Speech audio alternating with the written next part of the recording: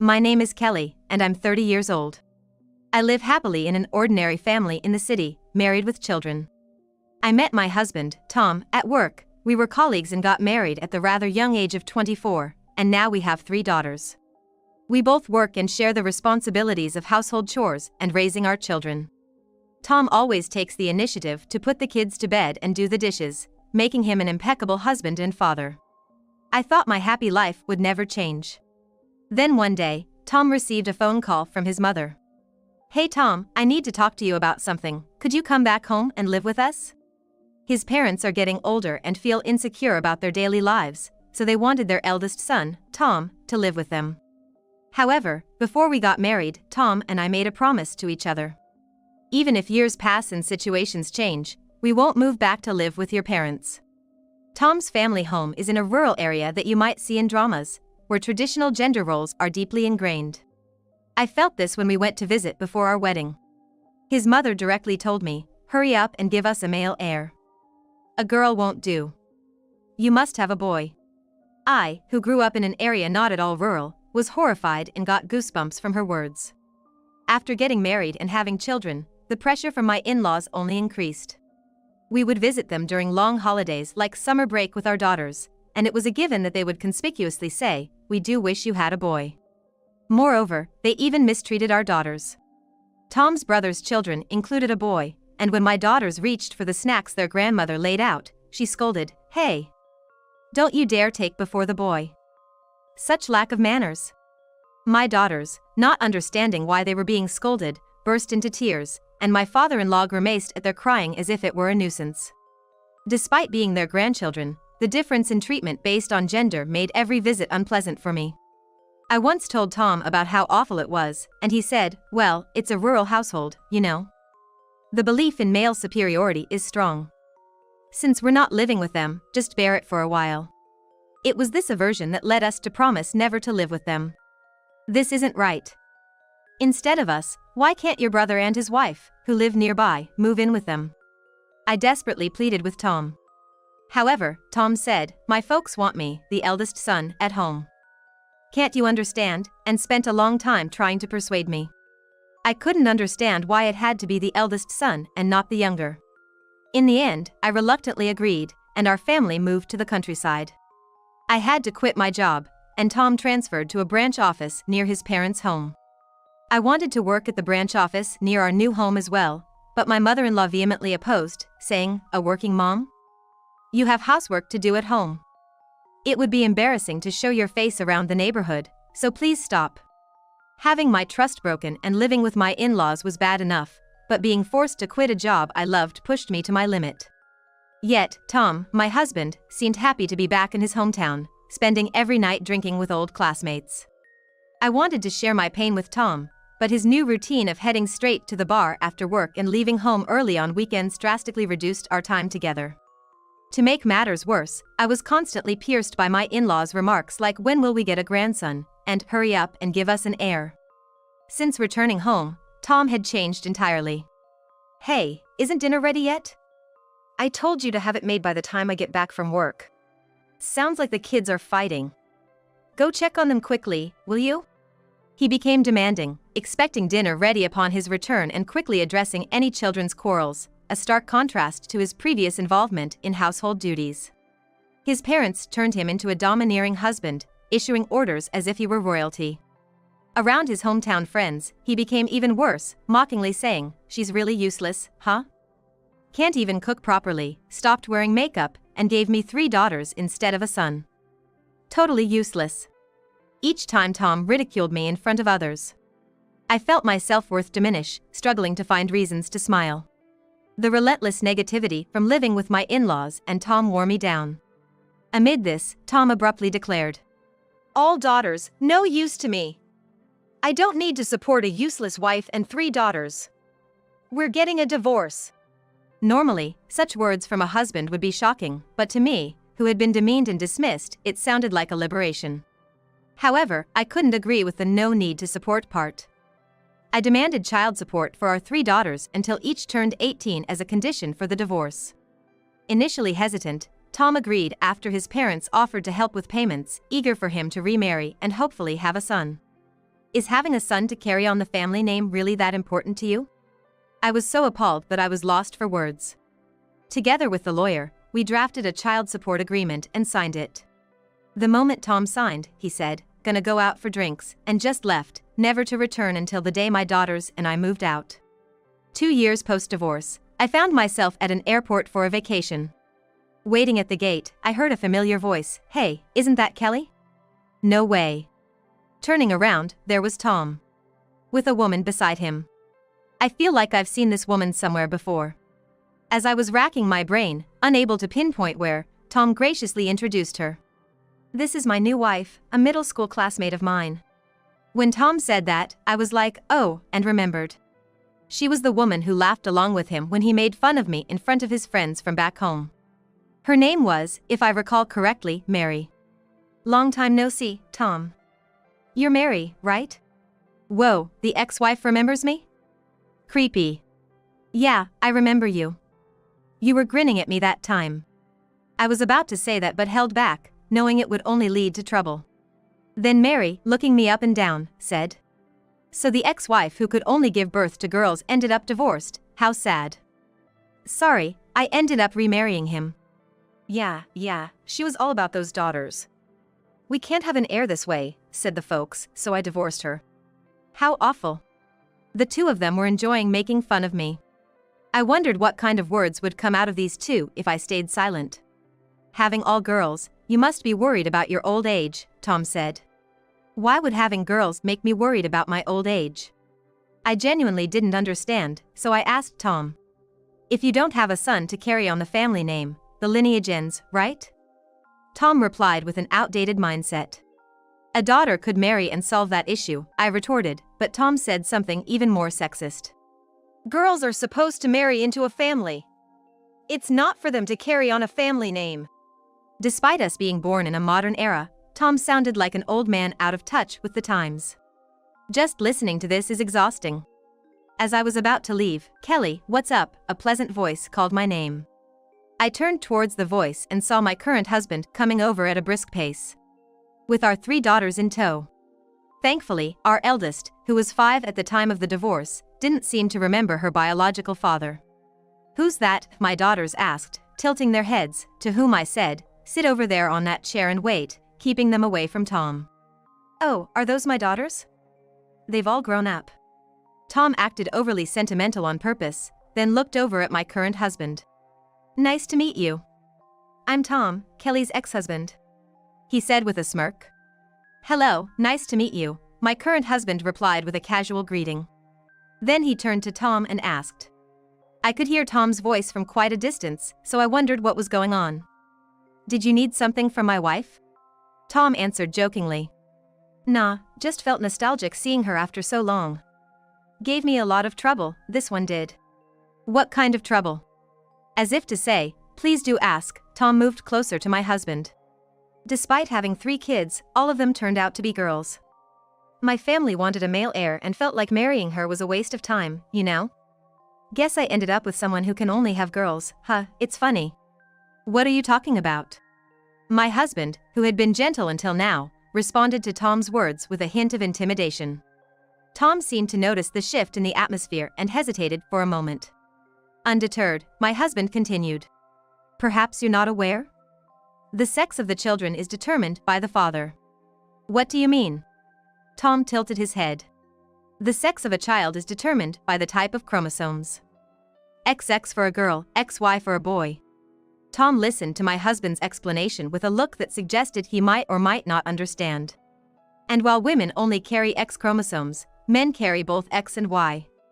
So, the sex of the child depends on whether the man's X or Y chromosome pairs with the woman's X chromosome, essentially meaning it's the man's fault. What? Tom was surprised by this revelation, raising his voice. People around us turned to look, making me feel a bit embarrassed. Unfazed, Tom pressed my husband with a loud voice. It was shaking enough to convey his agitation. "That's just a story made up to console women who can only have daughters," my husband retorted sharply. "I'm an OBGYN doctor. I don't lie." Then, the whole thing about female belly, male belly is. That's indeed a made-up story. Seriously. Upon learning that he was the reason for the birth of the three sisters, Tom was clearly shocked. I, who had been infuriated by his constant mocking of me as useless in producing a male heir, felt a bit relieved seeing him like that. Might as well tell him now. Seeing a good opportunity, I told Tom something. I had a child with him, and it was a boy. He's being looked after by my parents right now. We don't care about the gender like you do, but just so you know. You had a boy? Tom said, looking even more shocked. However, he quickly seemed to remember something, grabbed my shoulders with confidence, and declared, Mary is pregnant now too. This family tends to have boys, so the baby in her belly is definitely a boy. Tom, perhaps unsettled by the fact that I had a son, had completely forgotten the earlier conversation about my husband and looked at me with a smug face, as if he had one. I was appalled by Tom's behavior, but my husband spoke up, as if to voice what I wanted to say. I told you that the gender of a child is determined by the male side. Oh, right. Tom blushed with embarrassment. At this moment, I decided to ask Tom a question that I had been pondering for a long time. By the way, I've been wondering for a while. Tom looked up at me as I spoke. Your family doesn't run a company or a store. Your father-in-law is just an ordinary office worker, and your mother-in-law is a housewife, just an ordinary family. So why are you so obsessed with having an heir when your family isn't all that significant? My words "isn't all that significant" seemed to strike a nerve with Tom. He seemed angry. Carrying on the family name through the males is the most important thing, it's our pride. To this, my husband sharply retorted. Well, we just can't understand that countryside mentality. Indeed. I agreed with my husband. My husband then further addressed Tom. I run an OB/GYN clinic, but it doesn't matter to us whether our successor is our son or any of our daughters. We've never been fixated on that. Tom had nothing to reply, just silently stood there. Also, this time, my husband turned back to Mary. Traveling abroad during pregnancy isn't really recommended. If something happens over there, you could be charged a fortune in medical expenses. Do you have insurance? Mind your own business. From her reaction, it seems she doesn't have insurance. Silence fell among us as both Tom and Mary stopped talking. However, the silence was soon broken by the boarding announcement for our flight. Let's go. My husband said, taking my hand and heading to the boarding gate with our daughters who were sitting and waiting. Tom ridiculed us loudly. Hey! First-class passengers board first, you know. Is this your first time flying or something? With a smug smile, I told Tom and Mary at their most mocking. We're in first class. Their faces looked incredulous. Possibly jealous of our better life, it led Tom to hurl insults one after another. But none of what he said affected me. Just a simple, "Excuse me, I'll be leaving ahead," I said with a smile and quickly boarded the plane. Don't get too cocky. Just make sure your husband doesn't get tired of you. As we moved away from them, Tom's insults faded into the background. A month later, while vacuuming the living room, my phone in my pocket started vibrating. It was a call from an unknown number. Initially, I ignored it, but it kept ringing persistently, so I decided it wasn't a simple wrong number and answered. Hello? I waited for the caller to speak first without introducing myself. Hey, it's me, Tom. I didn't want to hear an annoying voice coming through the phone. It was Tom. What do you want? I responded coldly. Then Tom made a brazen proposal. Exempt me from paying child support for our 3 daughters. What's this all of a sudden? I thought he was just spewing insults when we met after a long time, and now he's asking for an exemption from child support payments? I decided to ask Tom for his reasons, just in case. When we met at the airport the other day, you said Mary was pregnant, right? We recently found out the gender, and it turns out to be another girl. Then my parents started furiously harassing Mary. Really? Unable to bear it, Mary left home, and now she's being told to get a divorce and is also being asked for child support for the unborn child. Really? Really? Don't you have anything else to say? Nope. Not interested. Besides, it's entirely your own doing. That's heartless. No matter how heartless it may sound, I truly couldn't care less about my ex-husband's current situation. Perhaps because it was over the phone, Tom couldn't grasp my disinterest and continued regardless. So, from now on, I'll have to pay child support for the 3 daughters I have with you, plus 1 more child with Mary, making it 4 in total. That sounds tough. Right. So, I won't exempt you. Why not? Indeed, paying for 4 children might be challenging. However, this situation is Tom's own making. There's no need for me to be concerned. Yet, Tom began to laugh in a resigned tone. Well, oh man. You don't know? If the recipient of child support gets remarried, there's a high possibility that the child support payments can be waived, you know? After our reunion that day and learning that I had remarried, Tom must have immediately looked it up. He likely flaunted this knowledge he found online to me. However, anticipating my own remarriage at the time of our divorce, I had added a clause to the agreement. Whether Tom failed to read it thoroughly or simply forgot, he demanded the cessation of payments triumphantly.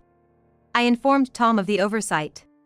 Even if I remarry, the child support will continue. It's clearly written in the agreement. No way! On the phone, Tom was silent for about 5 seconds before he yelled so loudly I thought my eardrum would burst. It's not a lie. If you think it's a lie, why don't you read the copy of the agreement you have from the beginning to the end again? Damn, just wait a sec. Saying that, Tom must have put his cell on a desk or somewhere because I heard a thud, followed by the sound of him starting to run. I wish I could hang up right now. I thought about hanging up, but I figured Tom would just call back persistently, so I quietly waited with the phone to my ear. Found it. I'm reading it now, so wait. Gotta wait again. I wished someone would praise me for being so patient. See, it's written right there. Shut up, wait a sec, Found it? It seemed Tom had found the section I mentioned. I could hear his silly voice. Damn, I didn't know about this. You added this clause on your own, didn't you? We made it in the presence of a lawyer, remember? Or have you forgotten that too? Being reminded of his forgetfulness, Tom fell silent again. Now, wondering what he would do next, Tom suddenly changed his attitude and started pleading with me. I'm sorry. It was my fault. I apologize. I just lost my mind over the child support payments and acted out. Please forgive me. However, I couldn't help but feel that these words from Tom were nothing but lies. If you had come to me with humility from the start and sincerely apologized for everything, I might not have waived it, but I would have considered reducing the amount. Upon hearing my words, I could practically hear the color draining from Tom's face over the phone. Truly, it sounded just like that. As proof, Tom kept apologizing to me over and over again. I'm really sorry. Please. If you don't forgive me, I'm really gonna go bankrupt. If this weren't a phone call, Tom would probably be getting on his knees. Hearing his desperation, I sighed. I had no feelings left for Tom. Therefore, whatever happened to Tom, I really didn't care. Wanting to quickly put an end to this situation, I put Tom in an even worse position. No matter how much you apologize, it's pointless. I couldn't care less whether you're miserable now. While I'm at it, I'll let you in on this too. I knew about you and Mary's affair. What? Why didn't you say anything? Tom asks why, but I ignore him and continue. I found out right before we got divorced, but... So what? It seems Tom has quickly forgotten he's asking for a favor, his tone shifting back to his usual condescending one. It's good that Tom remains such a terrible ex-husband. I didn't hold back when I told him. I'll be filing for alimony due to your affair. Wait, hold on. How can you suddenly bring this up now? Tom was flustered, but quickly tried to regain composure. You have no proof, and it's been quite a while since we got divorced. You can't possibly claim alimony now. Too bad, you can claim alimony for infidelity even after the divorce. And I do have evidence. When did you get that? Back then, the street where Tom's family lived was a typical small town where everyone knew each other's business. Tom and Mary, who were old classmates, reconnected at a gathering and hit it off. Photos of Mary in the passenger seat of Tom's car and them holding hands were sent to me by someone, I don't know who, specifically addressed to me. When I opened them, I was so heartbroken to learn about Tom's affair that I wanted to throw them away immediately. However, I kept them just in case they might be useful someday. and now, they've come in handy. I was quite proud of myself for having the foresight back then and wanted to extend my greatest thanks to the unknown person who sent the photos. After telling Tom about the evidence, he changed his attitude again. I'm sorry. It was just a moment of folly. Please forgive me. I was getting tired of hearing I'm sorry. Please forgive me from my husband over and over. I honestly told him my feelings. Look, it's pointless to keep talking. Can I hang up now? I'll have the same lawyer as last time draft the alimony agreement and send it to you. I'll keep contacting you until you sign it. Do you even have a heart? I don't, not when it comes to you. You. And I definitely didn't want to hear that from you. This, you greedy woman. Go to hell. I yelled back at him for his outburst. I'm not the one going down. Hey, waita. Tom tried to say something, but I didn't care and hung up the phone. Shouting like that at the end really cleared my head. Now, I need to contact my lawyer and get those papers drafted ASAP. Oh, but I still haven't finished cleaning. I resumed cleaning the living room that I had interrupted and, after finishing, immediately started working towards filing for alimony. When I sent the affidavit to Tom, he tried through his lawyer to get out of paying child support again. But I firmly refused. According to what the lawyer said, Tom and Mary had officially divorced. At the same time, the payment of child support for Mary's children was decided. Even worse, since those two were middle school classmates, the story spread like wildfire in our small town. It seemed there had been quite the rumor going around when Mary moved out of Tom's family home, but after the divorce was finalized, there was talk spread by Mary's parents and Mary herself about Tom and his in-laws' wrongdoings. In our small town, Tom's family was looked down upon as the man who tormented his ex-wife and her family, now paying child support for 4 children as retribution. It seemed unlikely he would find someone to remarry in town. Most of our classmates felt sorry for Mary and sided with her, leaving Tom isolated in the local community. Furthermore, the story reached Tom's workplace in no time, and unable to withstand the looks from those around him, Tom quit his job. With no income, how is he gonna pay child support and alimony? I was worried whether he would be able to pay properly, but it seemed he was desperately looking for a job. Well, if he doesn't make the payments, I'll just contact him again. I wasn't struggling financially, so I decided to wait confidently. And when I checked my account on the monthly payment date, the money was properly deposited. I'm surprised. I totally expected him to either be late or not pay at all. While I was impressed, my cell phone in my bag rang. It was another call from Tom. Hello? I told you to go through the lawyer if there was anything. I'm sorry. Tom's voice was very feeble. Did you check the money? Yes, I was surprised it was deposited properly. This time my folks covered it for me. Tom said, unabashed about having his parents pay. Well, it's partly the in-laws' fault too, so I guess it's fine. I convinced myself of Tom's attitude. Is that so? Found any work yet? You're gonna have to start paying for yourself next time, right? I didn't mean to tease, but Tom took it as if he was being mocked. Tom was as emotionally volatile as ever. One moment he seemed down, the next he was lashing out. Shut up! I've paid for now. Tom was as emotionally volatile as ever. One moment he seemed down, the next he was lashing out. Make sure to transfer the money on time next time, okay? Bye. Why Tom called at this timing was beyond me, but I decided it wasn't worth asking and quickly ended the call. For now, it was clear he still hadn't found a job, I thought. Well, let's buy some delicious cake on the way home and have it with tea after dinner. I hurried home. On a lazy afternoon as the next payment neared, I got a call from a lawyer. It was about Tom's future. Desperate for a job, Tom realized he wouldn't be hired in that town anymore, as the word had spread. Trying his luck in a town a bit further away, he easily landed a job. He would be moving there soon. Trying his luck in a town a bit further away, he easily landed a job. He would be moving there soon. I had shared my concerns about delayed payments with the lawyer, who called to update me. I listened to it quietly from my cell. I hoped at least for Tom to keep up with the child support as a minimal act of reparation for our daughters. That was all I asked for, the rest didn't matter. Women are unnecessary, he had declared, abandoning his daughters, yet now he'd unwittingly work hard for them. Imagining Tom's situation, I couldn't help but smile at the irony. Do your best. I felt incredibly happy with my life with my current husband and our 4 kids.